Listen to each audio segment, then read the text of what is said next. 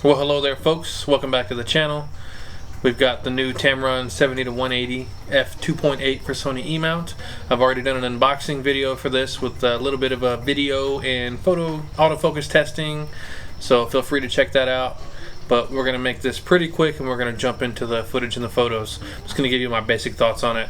I finally got my first portrait session under wraps. It was a family session I did here in Tulsa, Oklahoma, and honestly, I gotta tell you straight up, man, like I am super impressed with this lens.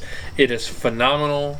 The sharpness just blows you away. So I had the Sony F4 before this, and I loved the Sony F4. It was amazingly sharp. It was autofocus, tracking was on point.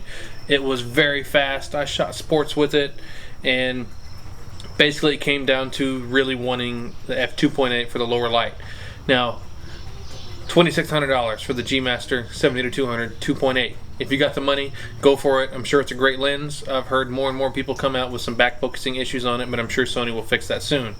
But me selling that F4 that I paid $1,500 for, sold it, bought this 70-180 f2.8 after already having the 28-75 and seeing how sharp that was and learning that the focus motors in this were pretty much the same thing. Honestly, I am 100% satisfied in my choice to sell that and buy this one. Do I have $2,600 to spend on a lens? Hell no. Do most people have $2,600 to spend on a lens? Hell no. And that G Master, it is heavy as hell. I've rented it for numerous events. It'll make your back ache for days afterwards, like you've just been working out. It is a monster. This lens is it just as sharp? You know, I've zoomed in on some of the photos and tried to compare it.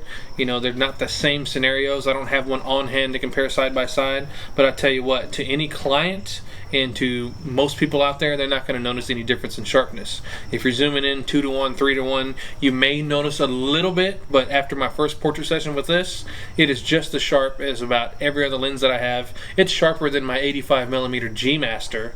It's just as sharp as my Zeiss 55-1.8. And the autofocus on this is phenomenal. So let's make a long story short here. $2,600 for the G Master 70-200 2.8. This will do 70-180 2.8, and it's only $1,200. That little bit of 20 millimeters on the end there, do you notice the difference?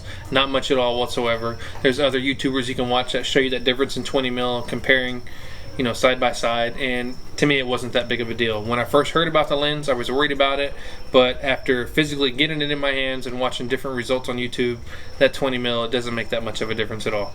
So in conclusion, on my Sony A7 III, this is the size of it.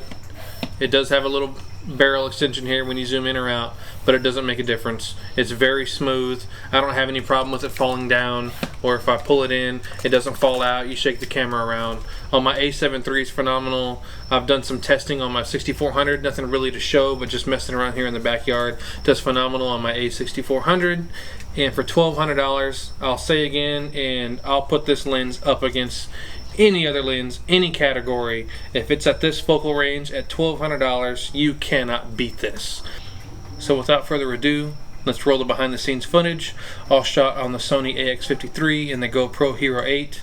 You will not be disappointed with this lens at all whatsoever. I recommend it to anybody out there. I am shocked at how well this did. If you have any questions or comments about it or my experience, feel free to leave it down below. I'm new to the Tulsa, Oklahoma area, so if you want to get out and team up and collaborate and shoot anything, feel free, contact me, hit me up, let's do it, and keep creating.